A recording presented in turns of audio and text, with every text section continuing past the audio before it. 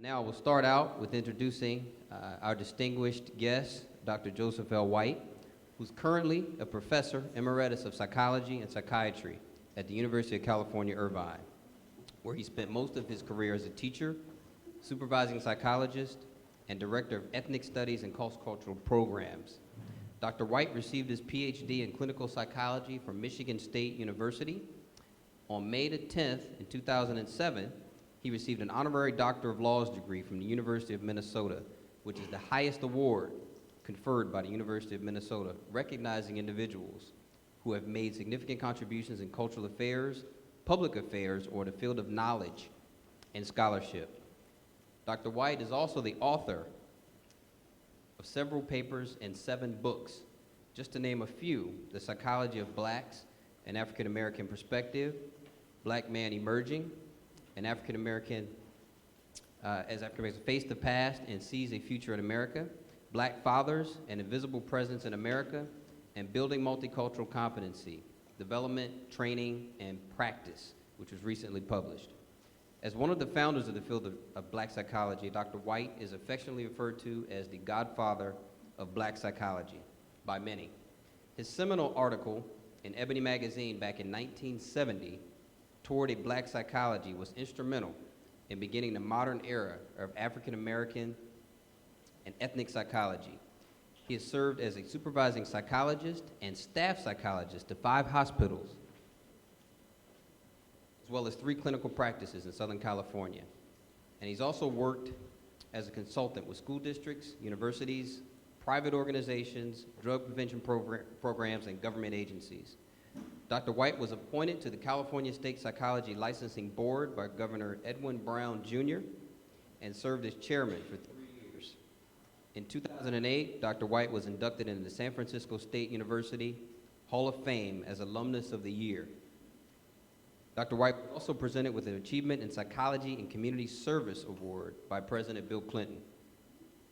Dr. White is not only a mentor, role model, and now a colleague of mine, but he's also a pioneer for all of us. So with that, please join me in giving a great big Long Beach City College to Dr. Joseph L. White.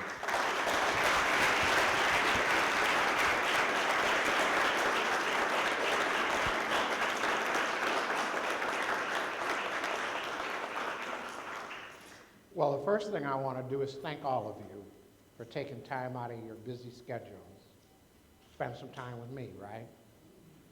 Now, I know you got more to do than to sit and listen to some old dude talking all morning long, right?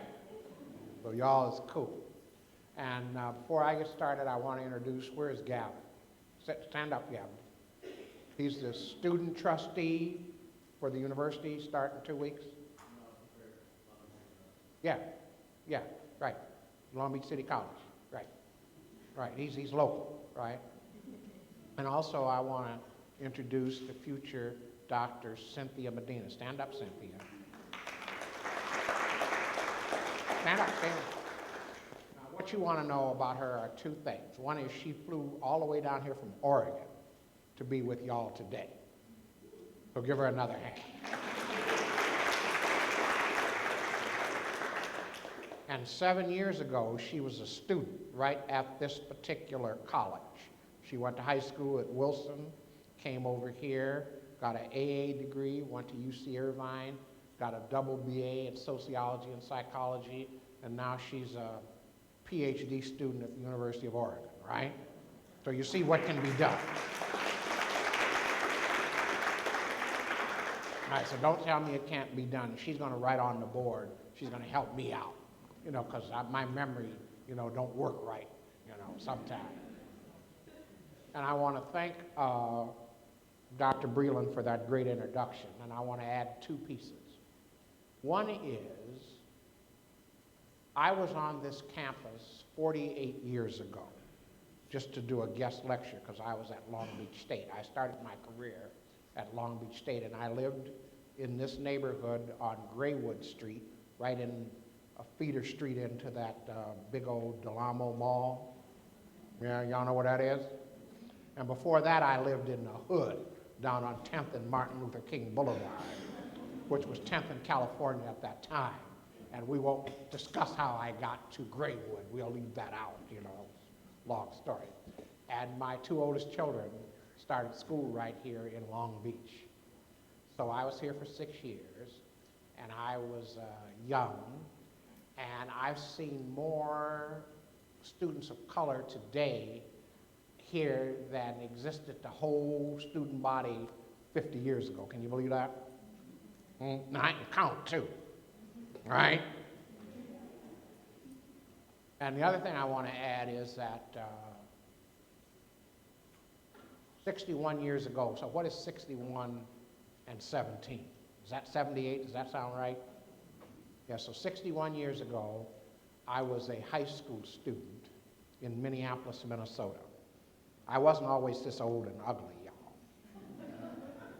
I was a 17-year-old high school student, and I was not college bound. I was one of these C minus, not C minus, I made C plus. Let me talk about C plus brothers, B minus, but I managed to stay eligible to run track and play basketball. And I somehow or another ended up leaving Minneapolis, coming to California, and the rest is history, right? Right. But I was 17 at one time. So it's good to be back here in Long Beach. And I think the theme of today, and I want you to think about this with me, is what can we do to make students of color successful here in Long Beach City College? That's the question we want to get into. And all of y'all got some ideas about that. What do we need to do here at Long Beach City College to make students of color successful? You with me? Is that a fair question to ask? All right. And as a way of background, and you know, professor always got to give background. They just can't say nothing straight up. They got to give background, you know what I mean? So as a way of background, we're going to have mics up here where y'all can talk, come up here and talk too. I want to talk about population shift, right? So when I came here 48 years ago, there were only a very few students of color here at this particular campus. And then over 48, 49 years, something happened. And I think what happened were three things. One is, by year 2042, remember that, 2042, by year 2042, half of America will be people of color. 2042, in the lifetime of you young people here in this room, half of America will be people of color. Am I right or wrong? Half of America. Last year, half of the 5-year-olds who started kindergarten in America were students of color, right? Am I right or wrong? In the great state of California, where we live, 57% of California are now people of color. Am I right or wrong? Now, I have been told by a lady who was a former vice mayor of Long Beach, Miss Doris Topsy, that Long Beach is the most ethnically integrated city in America. Am I right or wrong? Is that the truth? So you see now what's going to be coming into this college. You all are the forerunners, but every year more and more students of color are going to be coming into this college, right? That's just going to be. Now the question is, what do we need to do to make these students of color more successful? And before we get into that, and I'm going to ask you all that again, before we get into that, I understand that you have three types of students at this college. You have students, or you have a PCC campus too, right? You have students going into the workforce, right? Training to go in the workforce, airline mechanic, something like that, right? Radiation therapist, something like that, right? Going in the workforce, right? You got some students like Cynthia going on a 4-year college. Am I right or wrong? And then you got some students taking classes for personal enrichment. They're just here. I don't know. They're here for personal enrichment. And I understand you got an age range from 16, because you got some high school students sneaking over here in the daytime, taking a class or two, you know, get some college credit. You got 16-year-olds. I even saw a 15-year-old this morning, you know. And then you got some lady was 82, she told me. So you got a hell of an age range, right? And then you got these educators talking about what they call, I have 2 daughters in higher ed at Penn, seamless education, so that you don't have to stay stuck in one track. If you're taking airline mechanics, you can also talk about Greek tragedy or something like that, take another kind of class, right? You don't have to just take in one track. Or if you are in the pre-university track, you can also take workforce training, right? Because I saw a dude the other day out in Akron, Ohio, he had a big old book on respiratory therapy. Respiratory therapy. So he told me he was about to get his license at a respiratory therapy, but he was going on to a 4-year college to get a degree in business administration. So he could open up a medical clinic, right? So you don't have to stay frozen in one track. So what we're trying to do now, you come into the college, we're trying to increase your range of options. Supposed to have more options when you leave here than you did when you came in. Am I right or wrong? Option to go in the workforce, option to go on to 4-year college, option for personal enrichment. Now, I want every student in here to raise their hand, every student. Okay, so we got more students than we got anybody else. We got some faculty, we got some staff, but we got more students than anybody else. We also have students of color, because I can look at you, and I know that you ain't Euro-American. I don't know what you are, because in California, we got all kind of mixtures, because some people at nighttime is doing stuff they don't do in the day, but I ain't going to get in that. That ain't none of my business, and I stay out of people's business, you know what I mean? But I notice in the census category now, they have a category called mixed race, but we're going to let that alone. All right, now, let's go back to the core question. What do we need to do to make students more successful, to enhance the successful rate of students of color at Long Beach City College? And who's got the mic? Or you can just stand up. Somebody shout out some answers. Pretend you down on 10th and Martin Luther King Boulevard in the Black Baptist Church. So just shout it out. Give me a shout out. What do we need to do to enhance success here? You're students, so tell me. What do you need to be successful here? Yes, ma'am. Okay. So that, and what's your name, hon? Yeah. Students need to be held more accountable. And what we're saying, and I'm going to hitchhike off of you, is that students need to take some responsibility for their education. Students need to take some responsibility for their education. And I will say it even more plainly, they need to take some active responsibility for their education. Now let me take it a step further. What do students need from the school to take more responsibility for their education? If you agree with that, what do students need? Yes, sir. Okay, they need access. And what's your name, son? Jim. Yeah. They need access. They need to be able to connect to what's going on in the institution, support services, financial aid, whatever, like that, access. Okay, yes, ma'am. Okay, they need expectations, clear expectations. You register for this Psych 1A class, these are the expectations of you in this particular class. You're in Geography 101A, these are the expectations. At the student orientation, or even when you're in high school and you decide to come over here, what is expected of you as a college student? So we've got accountability, access, clear expectations. Give me another one. Right. And what's your name? Yeah, Dr. Terry, yeah. That they need to be connected to the campus. There is more to an education than just driving here, going in the parking lot, going to your class and going home. That if you are connected to the institution, to the student groups, to your professors, to activities and so on, you are more likely then to take responsibility for your education, get connected to support services and so on. But if you just drive in here or take the bus in here, sit in the class and go home, then you're disconnected. And there's a whole lot going on in any environment, but you got to reach out and get connected to it. It might not come in your car and find you. Yes, ma'am. Okay, we need to provide support for the AB 540 students. What's your first name? Roxana. And what are these AB 540 students? Would somebody tell me? What's that, Roxana? Okay, I got you.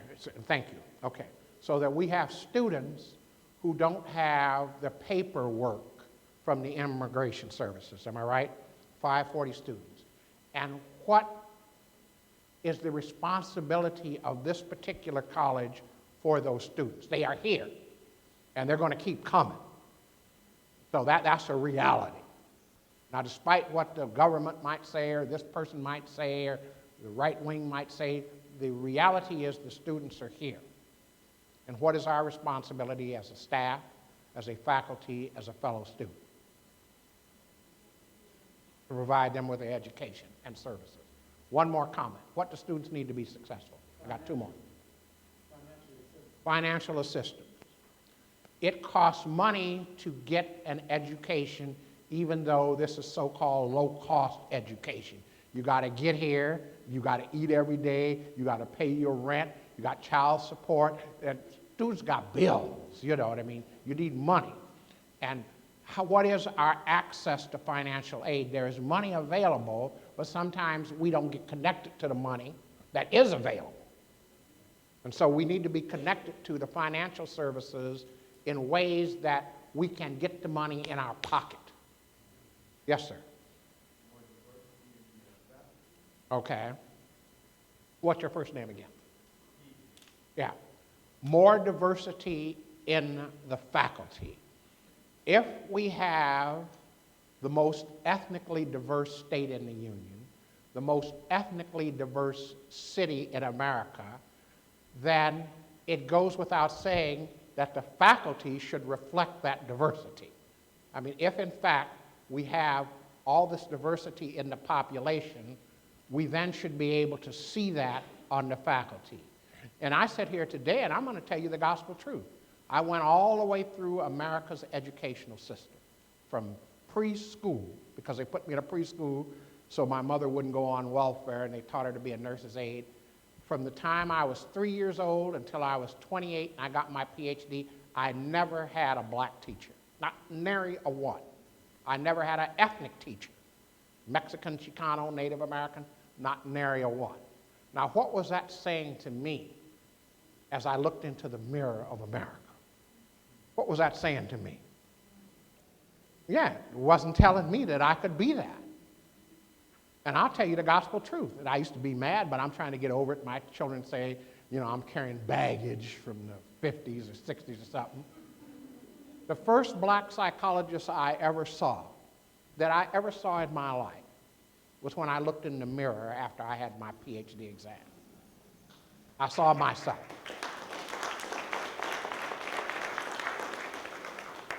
So y'all been studying this thing called role modeling. Y'all took Psychology 101A, and they say children learn by modeling after others. They see somebody doing something, and then they do it, right? But if you don't see nobody that looks like you might not believe that you could do it or have the confidence. I was a child psychologist early in my career, and you don't want to hear that story. But the other day I was with a little boy. He was 2.5 years old. And I knew I was going to see him, so I brought some puzzles. So he was down on the floor, and I opened up this little puzzle, and I pulled all the pieces out, and he watched me do it, and then what did he do? Oh, he put the puzzles back in, right? Put the piece back in there, right? Because he saw me doing it. That's called role modeling 101A. So it's important that we have a faculty, administration, and support services that look like the students of color. One more. Anything else? Yes, ma'am.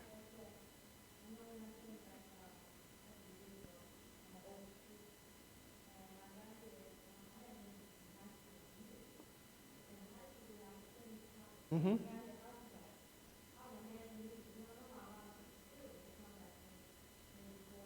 Mm-hmm. Mm-hmm.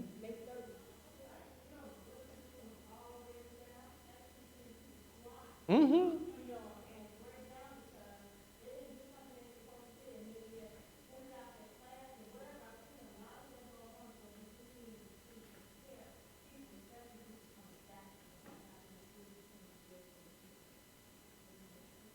Okay, what's your first name? Juanita, yeah. That, all right. We have students here come straight from high school, but we have other so-called adult learners been out of high school 10 years, 20 years, sometimes 30. And anytime you make a major transition in adult life, there's transition shock. Transition shock. You step on the campus, and even though you've been through orientation, it's hard to remember everything everybody said, you know, and apply it the next day. And you might miss the paperwork, you might punch the wrong button in a computer, and pretty soon you can get discouraged. So we need some peer counselors or counselors who understand what that transition is all about to guide us through the transition. And also 18-year-olds coming in here from high school. It's still a big old transition. And these 18-year-olds need some work on the transition, and with them, since we know what the feeder high schools are, we know what high schools these young people come from, we need to go over in the high school and talk with them before they get here and bring some peer counselors with them who ain't but a year older than they are, who are going through the transition to guide them. All right, so what we're saying is, in order to enhance student success, notice I'm using another word now. I didn't say enhance before, I said make. But in order to enhance student success, we want to make the college a more welcoming and inviting place. A more welcoming and inviting place. And in order to make it a more welcoming and inviting place, we want more access to resources, more access to transition counseling, more faculty of color, good solid information, and so on.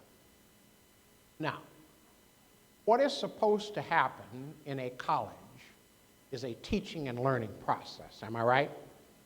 Teacher teach the class, students learn. Teacher's supposed to be learning too. Otherwise they might stagnate, but we won't get into that right now.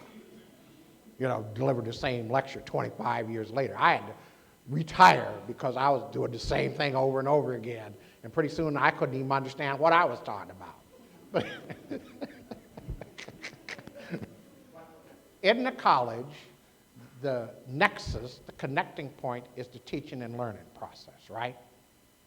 Now then, I maintain two things about the teaching and learning process. One is the content of the teaching should reflect the lives of the people who live in America. Let me repeat that. The content of the teaching should reflect the lives of the people who live in America, who live in the great state of California, and who live in the great city of Long Beach.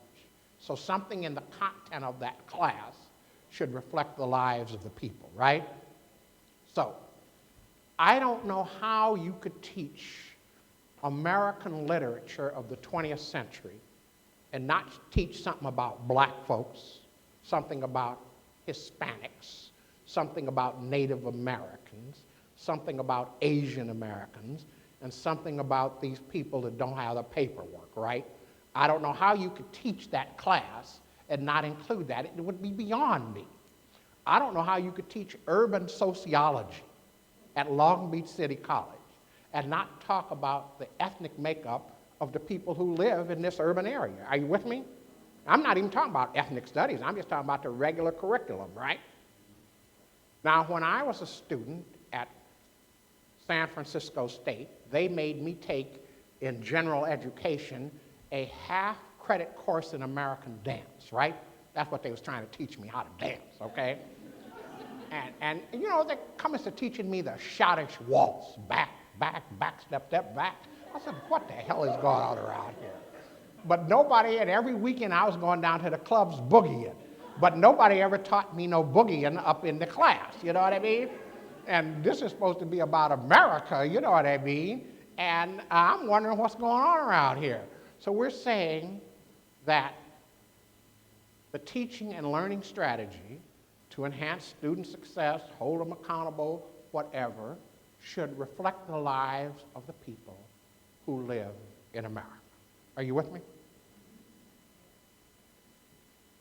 The second thing I'm saying about the teaching and learning strategy is it should inspire the student.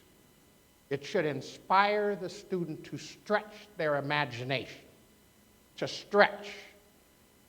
It should inspire them to think they can go to the next level, whatever the next level for them might be, rather than just sitting there as robots writing notes, or y'all got a laptop now, you know what I mean, clicking that laptop. They should inspire your imagination, right? And sometimes there's things a teacher can drop on you that inspire your imagination, and the teacher might not even realize they're doing it, right? Now, I remember I had to take Psych 101A as part of that general education, right? Now, here I am, a C+, B- student, been that all my life. No matter what people told me, that's what I was, you know what I mean? And I didn't even feel bad about it. People tried to make me feel bad, but I didn't feel bad about it. Make me no difference, you know what I mean? Yeah, they try to make me feel guilty or something. But anyhow, I'm sitting, I'm sitting up in the Psych 101A class, and I remember there were 30 students in the class, and there was 3 black students, and we all sat in the back. And we wrote love notes and fraternity, Kappa Alpha Psi, till I die, whatever. And that's what a C+ student does. I mean, hey, I ain't ashamed, that's what I did. So then one day the teacher came in the class, was a lady, and she comes to talking about Dr. Pavlov and that dog. Have you ever heard of that one? And Dr. Pavlov would feed the dog the food, right? And he would ring a bell while he was feeding the food, and the dog would salivate, right? So you got the bell, you got the food, you got the dog salivating, right? Then they took the food away and they rang the bell. What happened? Oh! I'm sitting up in the back writing these love notes, and I'm looking up at the teacher. I'm saying, God damn, what's going on around here? I said to myself, you know, now that's the way they condition the mind in America. They tell you something over and over again, then pretty soon they don't have to tell you no more, because it's up in your mind, right? So the other day I was in Washington, D.C., and I had a suit and tie on. I've got gray hair. I don't look scary. I didn't have no AK-47. I ain't a Crip. I ain't nothing bad. Okay, and the only time I was in jail was registering voters in Mississippi, and y'all don't want to hear that. We ain't going to hear that. We're going to let that alone. I was charged with conspiracy to overthrow the sovereign government of Mississippi. But anyway, I'm on there, and I'm an old gray-haired man. I'm 78 years old, and I tried to be pleasant, and a white lady got on the elevator, and she started shivering. Like that. I could tell she was nervous. Nonverbal communication is more important than verbal. I could tell from the nonverbal. She's on the elevator alone with this black dude, you know what I mean? Now, she wasn't against me personally, but she's heard all her life that black is bad, black male is bad, robber, gangster, Crip, blood, AK-47. So she's heard it over and over and over again. Now, what is her subconscious mind telling her? All right? So I said, man, I said, man, that's the way they work a game on somebody.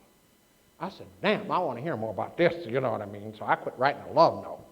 So then, the next 2 weeks, the professor came in there, and she comes to talk about the subconscious mind, the unconscious mind, and the conscious mind. And that there's stuff in there you don't realize all up in there. You know what I mean? And the stuff comes out in dreams. And I said, damn, you know what I mean? And I'd had dreams. I could connect with that. Even though I was a C student, I'd had dreams, you know what I mean? And I had this one dream that I had died and gone to heaven, and I was sitting at the right hand of God. And how I come to have this dream in my subconscious mind, I believe, my grandmother was a storefront preacher, you know what I mean? She had a congregation, maybe 16, 20 people. But every summer she would have these revival meetings to get you back to Jesus and stuff, get you saved. And they would have a big old tent, and my grandmother would start preaching and praying and singing these sad songs, "Oh, come to Jesus, son," or "The devil's going to stick a pitchfork in your black ass," and all that. Scared the hell out of me. It scared my brother so bad he comes to talking in tongues, you know what I mean? Ooga dooga da da, you know what I mean? So I was so scared about going to hell that when my grandmother called for people to come to the altar and be saved, I ran down there and I was saved. So then I had this dream that I had gone to heaven, right? It was in my subconscious mind, right? And not only that, I was sitting at the right hand of God, what she told me. And I was helping God decide who was going to get in heaven. I said, don't let that, but let her come on in, you know what I mean? So I got my subconscious mind. And then the lady in the class comes talking about defense mechanisms. Y'all heard about that, right? Repression, suppression, projection. That the truth can be staring you in the face, but because you got the defense mechanisms, you can't see it. So I was beginning to think something was wrong in America. This is supposed to be the land of the free and the home of the brave, yet I was this little black boy struggling, but the white folks didn't seem to think there was no problem. So I said, no wonder they can't see the problem as clear as I do. They got the defense mechanism, right? I said, well, man, this psychology is for me. Now, this whole story is about inspiring students when you don't know. But now a bell goes off in my head. I like this. This is something I can hold on to. I can grab onto. I am now inspired to learn, right? Now, what happens to a C student when they become excited about learning?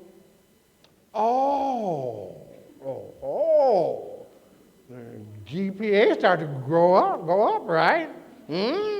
It doesn't take long to figure out how to sit in the front of the class and not sit in the back and write love notes. That's not rocket science. It's not rocket science to say, well, hey, read the assignment 2 or 3 times. Go to the library and get some extra books and read them too, right? That's not rocket science.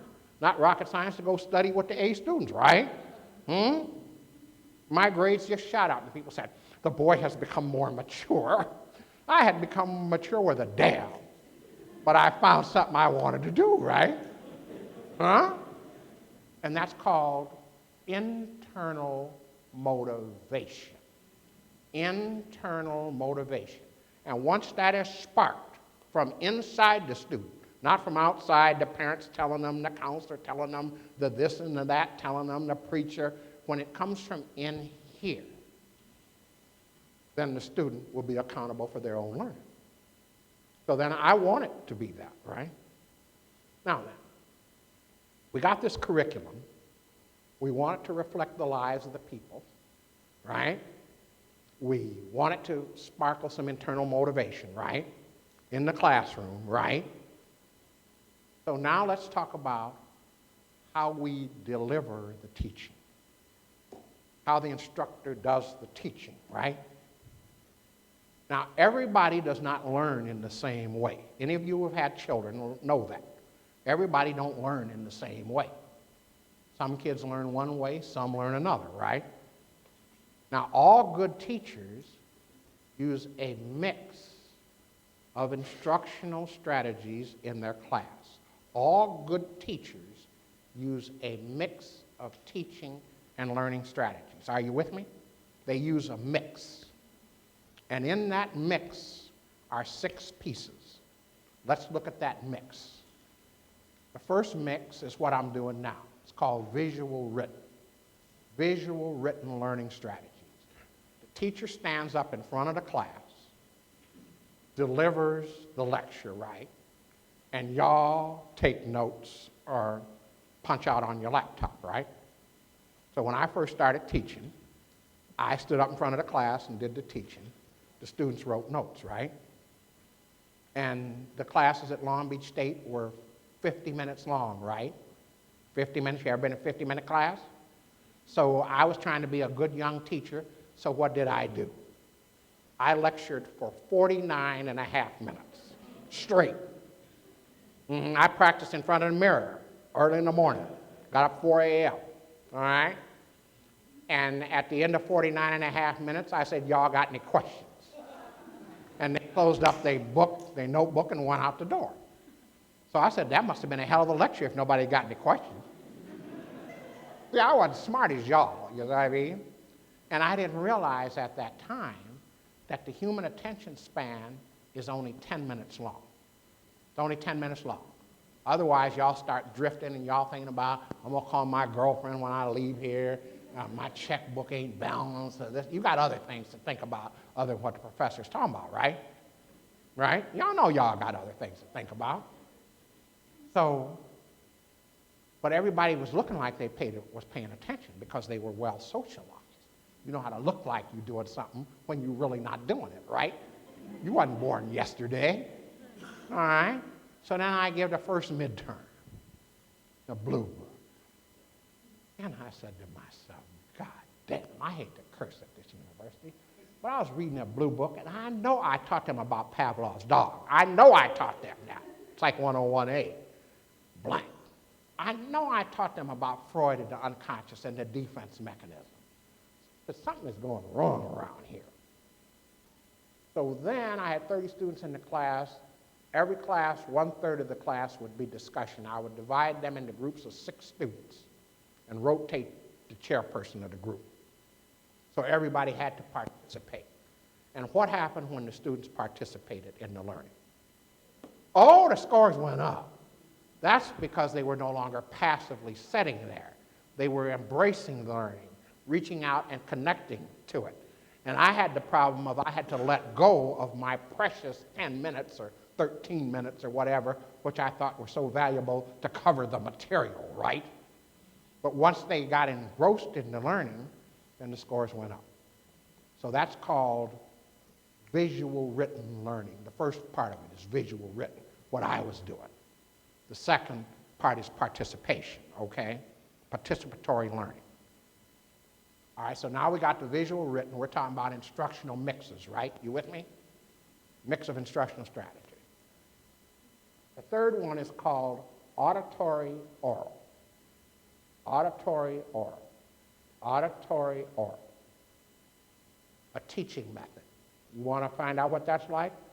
Go down to 10th and Martin Luther King Boulevard and go to a black church on Sunday morning. Go down to the Get Down Baptist Church, not with your bourgeois friends.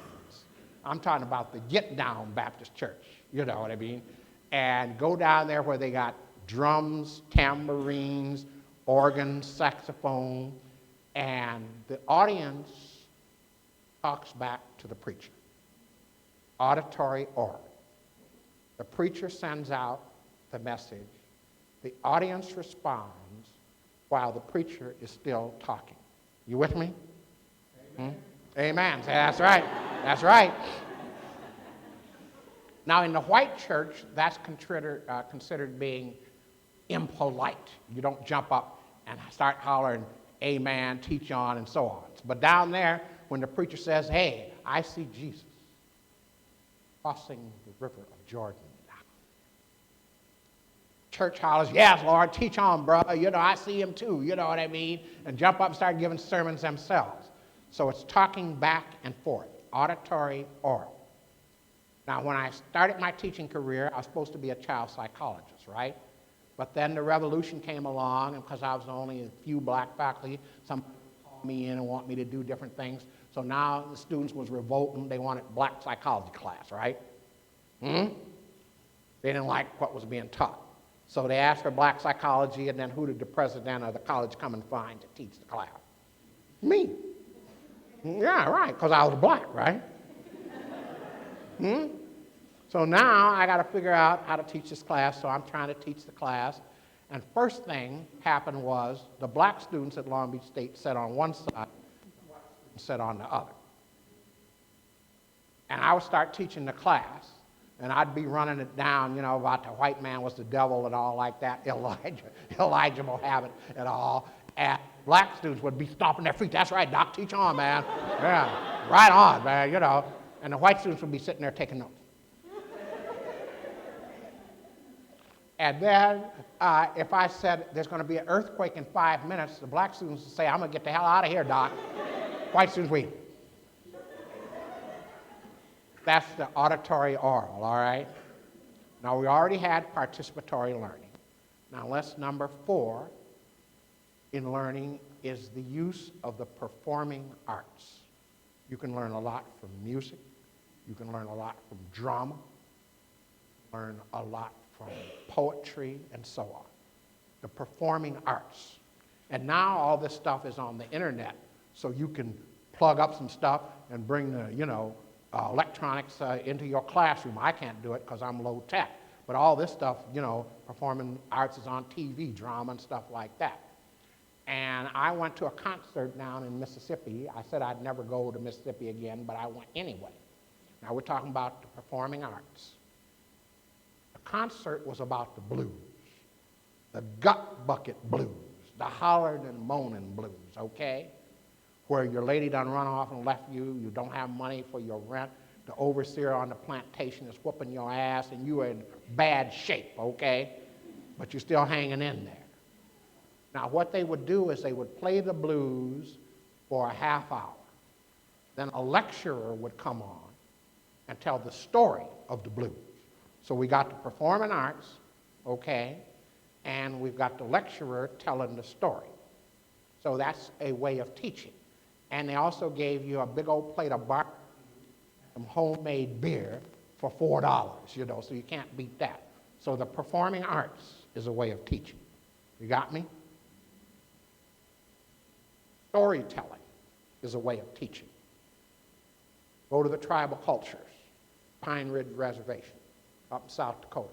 The children learn the history of the tribe, not by going to school.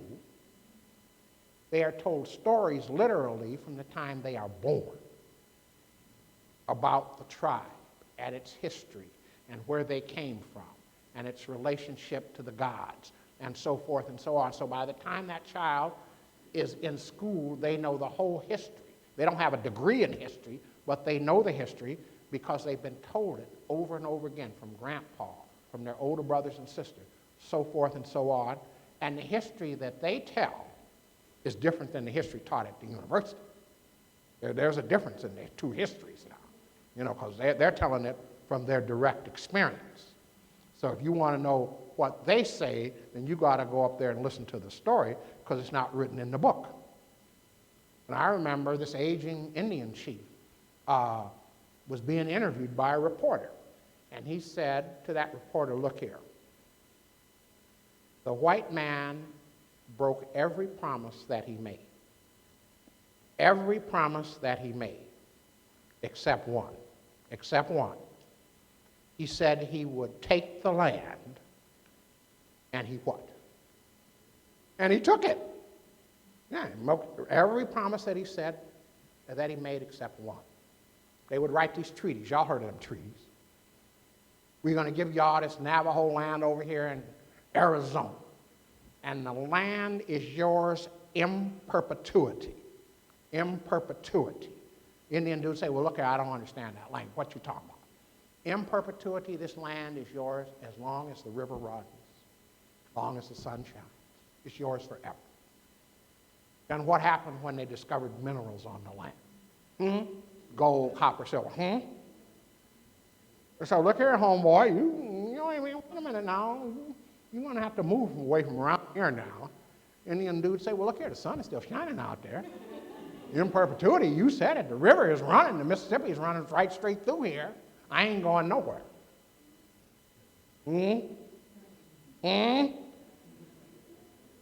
Colonel of the cavalry said, look here, homeboy, you're going to move. You look up on that hill. You see the 7th Cavalry up there with all that firepower up there? Oh, you're going to move. You will be moved, or you will be moved. So two different histories. One told orally from their own experience, one told from the outside. Storytelling. And finally, maybe you need to bring some lecturers in from the community. Now, you're talking about sociology, right? Well, you need to bring some people in the classroom from the community that you're talking about, right? You're talking about political science, right? You need to bring some people in from the community to run elective office or worked on a campaign or worked for the school district. That's what you're talking about. You're talking about early childhood development. Now, that's going to be a big old thing in America, right? Early childhood development. We got people down in the hood and in the barrio been working with Head Start for 35, 40 years. They need to come in and teach you what early childhood development is all about, right? Health clinic, and so forth and so on. So what I'm saying is that you should have a mixture of teaching and learning strategies in the classroom to stimulate the imagination of the students. Are you with me?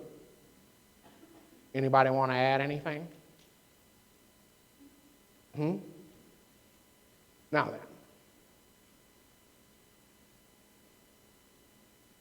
finally, and then somebody's going to ask me some questions, we need to talk about who are going to be the decision makers in higher education.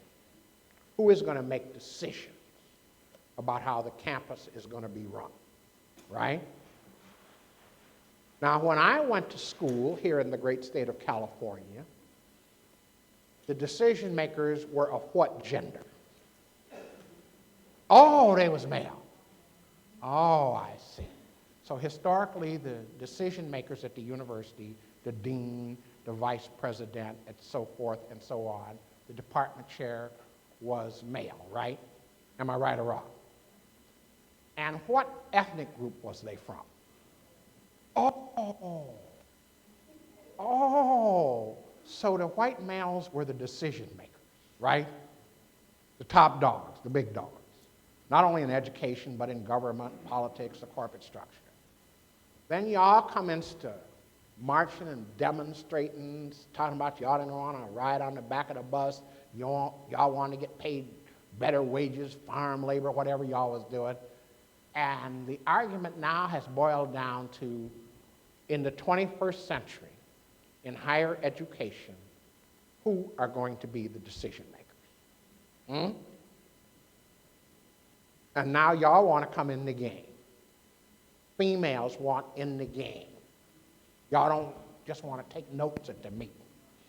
Y'all want to be up there making decisions about how we're going to have the curriculum of the college, how we're going to have student participation. Y'all want in the game. And I have a personal stake in this because 2 of my 3 daughters are in higher education.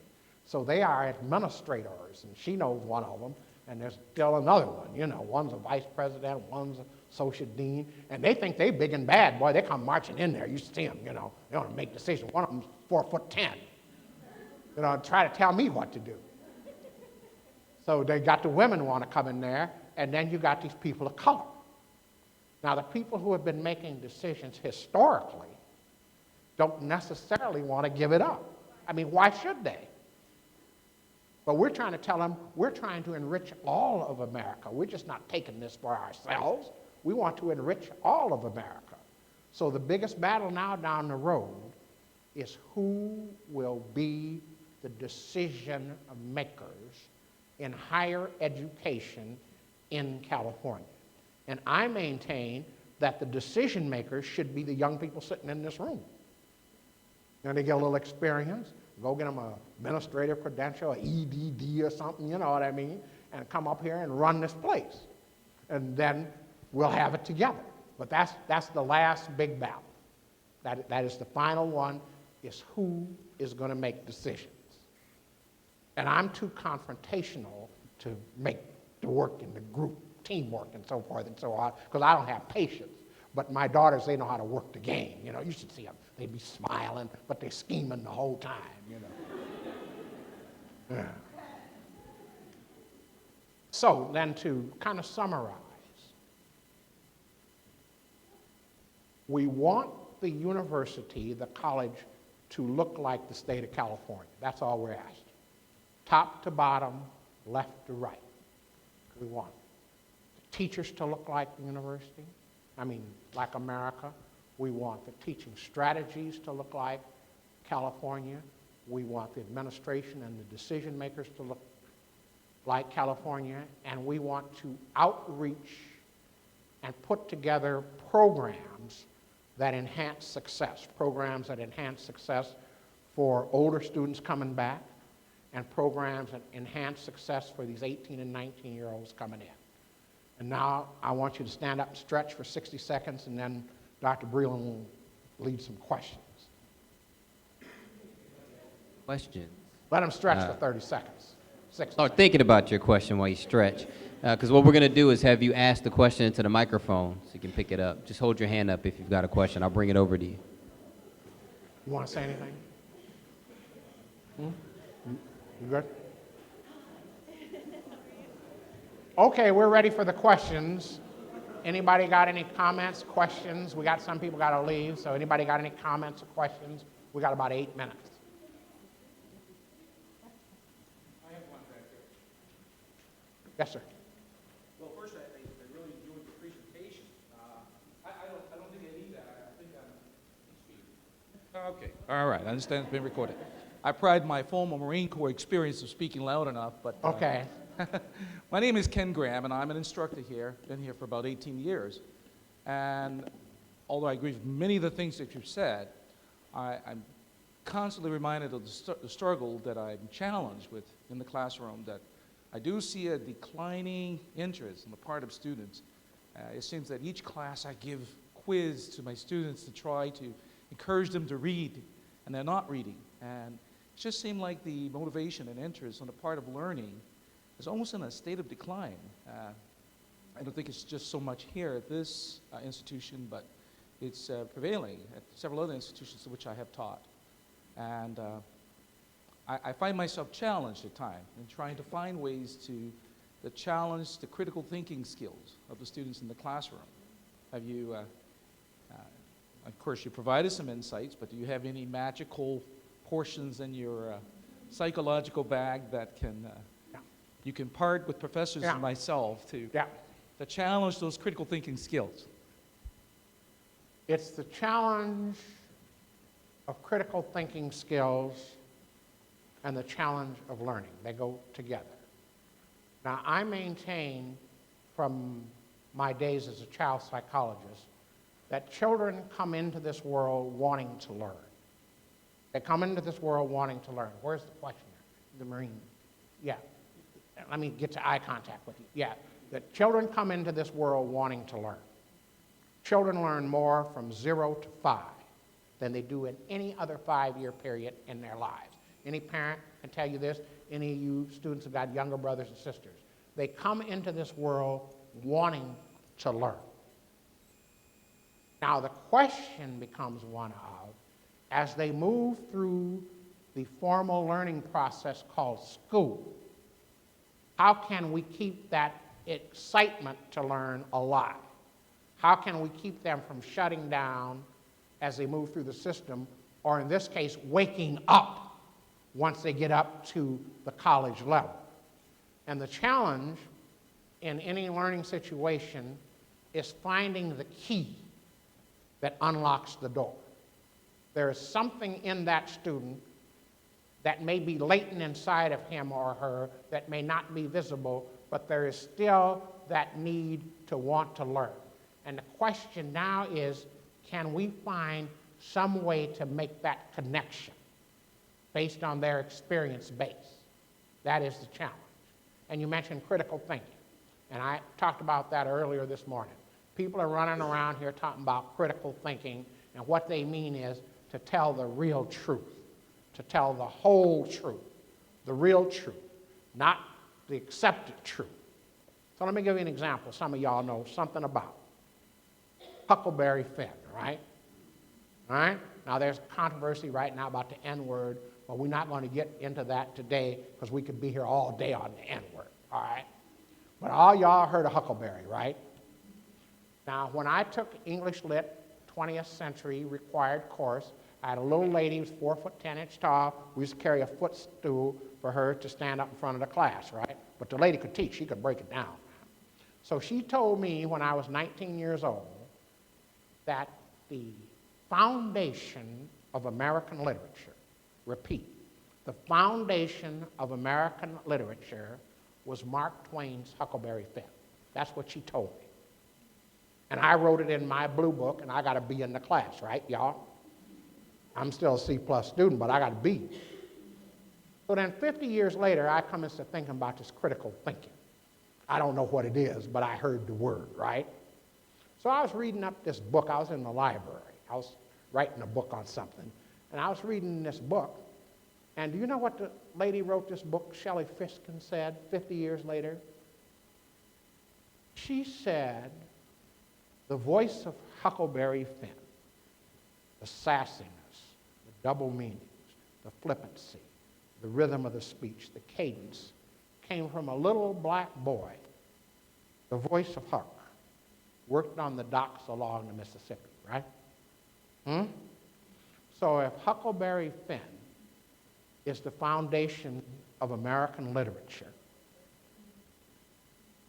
and the voice of Huckleberry is black, then who is the foundation of American literature then? So there's a black foundation of American literature and some foundation somewhere else, which we won't get into today. But see, that clicked with some students I was teaching. When I told them that, they woke up, some black students, okay?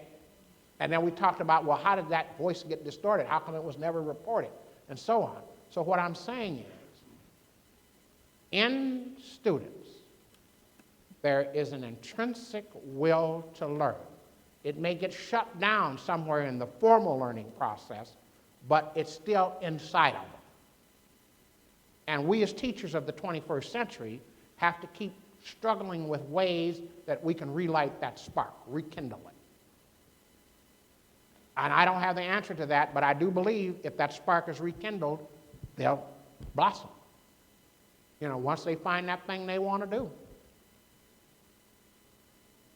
Yeah, go ahead. Go ahead, Cynthia.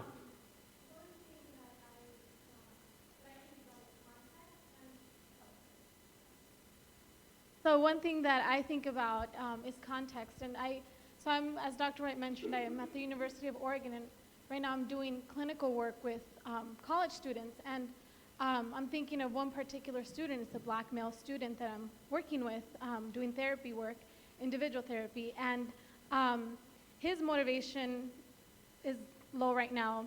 His ability to concentrate is really low. He's not really motivated or feeling any sense of identity in his classes or his major.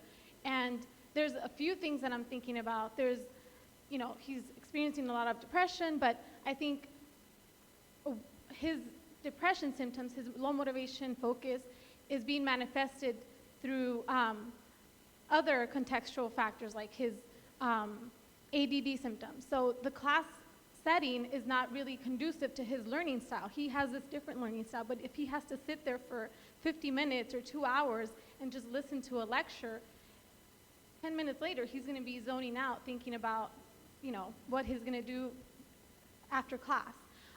So that's one thing that I think about, the being able to reach diverse learning styles in order to reach to those students and draw them into the lectures, keep them interested. The other thing I'm thinking is applicability. He feels like his classes are not applicable to what he wants to do. So he doesn't feel any passion. He doesn't feel connected to the material, to the content, or to the instructor, because none of his instructors are people of color. And so that's another factor that definitely contributes to students' motivation, passion, drive, persistence, and over time it just starts decreasing. And so a lot of the time it's considered the student's problem, and it's the student who's not motivated, doesn't want to focus, but contextual factors not being considered. How safe do the students feel in the university environment? What's their sense of belonging? Do they feel connected to the classes, to the content, to the professors, to other students? And so I'm just thinking about all the things that Dr. Wright mentioned, just assessing the class setting, how the material is being delivered. Does the student feel connected, have a social support? Are there other faculty that reflect the student's background, culture? And is the information, the content being delivered applicable to their lives, to their reality? And so those are just a few things that come to mind when I think of student motivation and focus, and not necessarily putting it on the student, but also considering the context, the systemic factors contributing to that. Oh.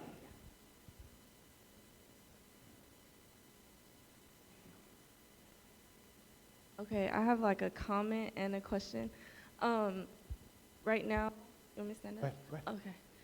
Right now in my English class, I'm learning about victims and creators, and pretty much like a victim is someone who, like for instance, a student who's not understanding something in class, they're blaming the teacher or blaming everything else but themselves. But then a creator is someone who takes the extra step to go out and learn for themselves. So I think there's like a hard and like a thin line between being a victim and blaming the teacher or blaming your abilities and not being able to sit and pay attention to the teacher and all that type of stuff. And then there's like a thin line between deciding whether, okay, I don't get this, so let me do something for myself to understand it.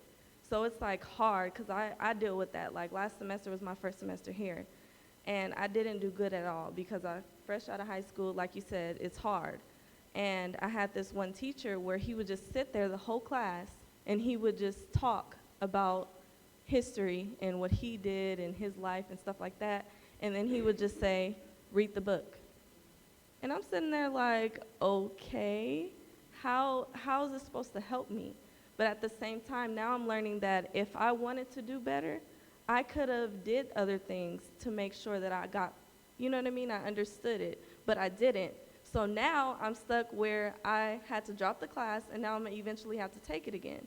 So it's like, it's a thin line. It's really, really hard sometimes to know how to get what you need, or, you know what I mean? Like just, yeah, so I think it's just really difficult. What's your name? Kyra. You know, Kyra, thinking about what you were saying and about the thin line, that learning is a two-way street. It takes an effective teacher and a motivated student. We all agree to that.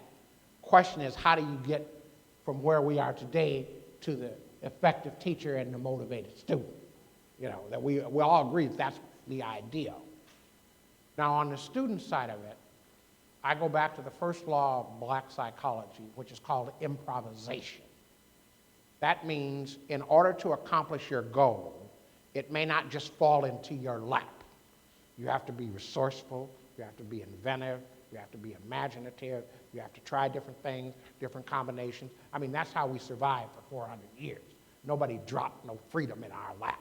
You got to be kidding me, okay? So that from our side of it, we have to do those things. From the teacher's side of it, they have to keep struggling to find a way to light that spark. That spark is inside of that student, but they have to find a way to light the spark. So the student has to take some responsibility, the teacher has to stay responsible, take some responsibility, and then we have to hang in through the struggle, because it may not occur that first day. Now, if one side tunes out, if the student gets mad and shuts down, teacher gets mad and shuts down, then nothing will ever happen, except each will blame the other. Teacher will blame the student will blame the teacher, and then we're stuck. So to break that cycle, each part of the learning process has to try to take some responsibility. And I say, because I've been a teacher all my life, is the biggest responsibility is on the teacher, but not the whole responsibility, not the entire responsibility. Take one more. Yes, ma'am.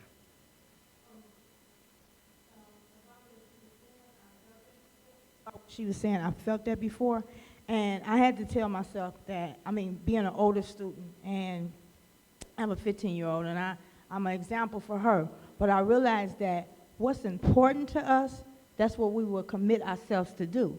So I had to tell myself this all the time. You know, sometimes I don't want to come to school, and sometimes things are hard, and I went through what she's went through, you know. So what I did is I said, you know, what's important to you, Juanita? What do you want to do? Some classes are really hard. You sit in there and the teacher's teaching, and it's like they just lecturing, and you start thinking, and you're going, your mind is going everywhere. So I'm like, my question is, what can we do to make ourselves be committed? Because what we're committed to, what's important to us, that's what we will be committed to. So, like, can we, like, tell our teachers something? Like, what can we say to kind of help it? So, like you said, so it's involved in our lives. It's not just we learn about history from here, and we're not really, okay, what they got to do with me now, you know?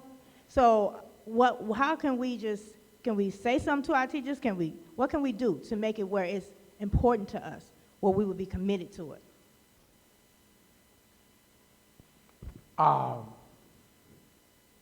Let me give you a half an answer. I don't have to answer the whole question. Let me start out with something you said.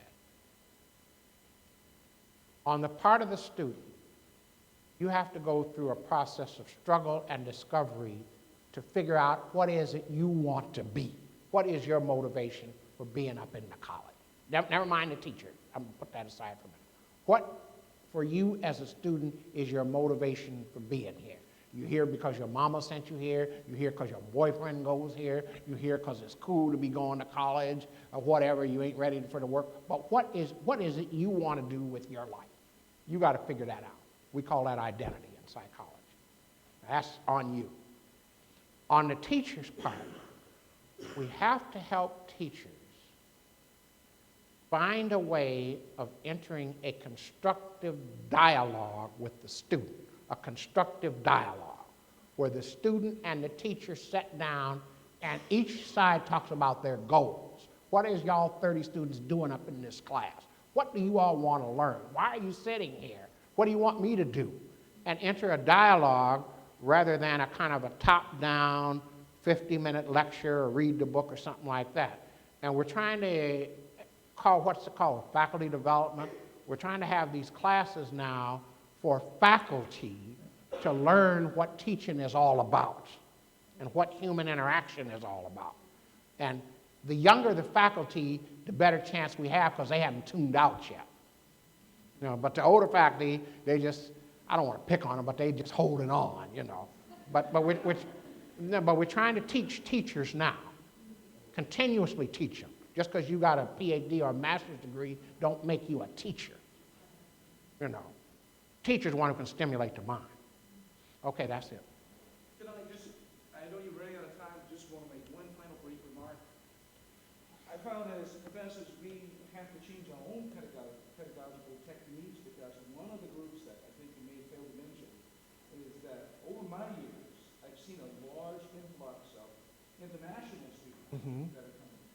And you find that in such a poor society with such multicultural needs, professors often have to, and I guess I'm more speaking to the instructors, how we have to change our own technique to reach a more diverse student population, not just in the community, but rather, you know, growing globally society. We're preaching to students from some distant country that may have just gotten off a plane maybe, 6 months ago, and they're learning. So it has become a challenge, you know, from the professor standpoint, to change our techniques in order to make sure that we are adequately reaching students of various diverse backgrounds. And just case in point, I mean, you may have a student that find participating in classroom, speaking to the professor, is almost goes against the grain of that culture teaching. You Yes. look in the eye and to answer a question, whereas in our society, you're taught to look at a person. You're taught to engage in dialogue. So I guess I'm just kind of throwing that out as saying that we have to retool ourselves if we have to reach the student. Well, let me take it away from us for a minute. In the corporate structure in America, they accept the fact that we live in a changing world, both nationally and internationally. So they retool every 5 years.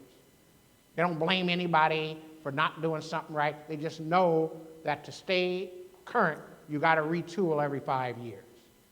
And maybe in education, even though we've got our masters and PhDs, we need to think of retooling every 5 to 10 years because the population is not only changing within the country, but it's changing around the world. But we have had in education, I think, a subtle internal belief that once you're credentialed, then you don't have to be retooled anymore. Once you get your master's or your PhD, then you're a finished product. And I think maybe that needs to be challenged. I think you have one more?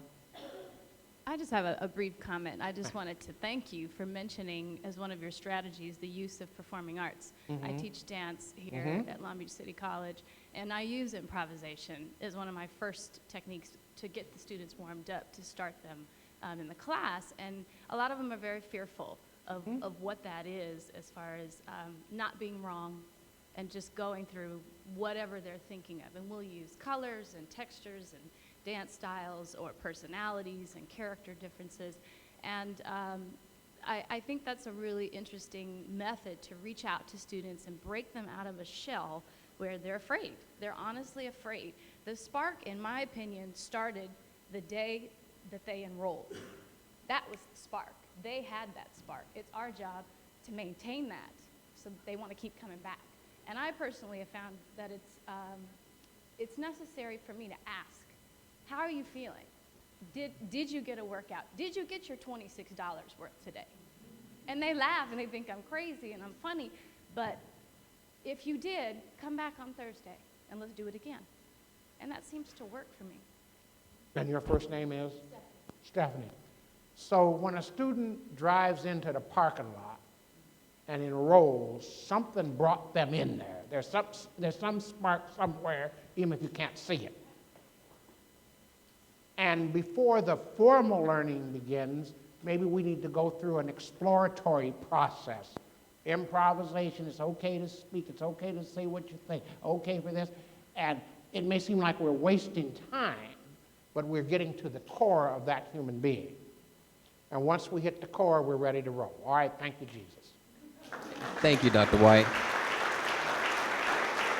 And I also want to present you with this thank you gift for visiting with us today on behalf of our administration, faculty, and staff, and of course the student bodies here.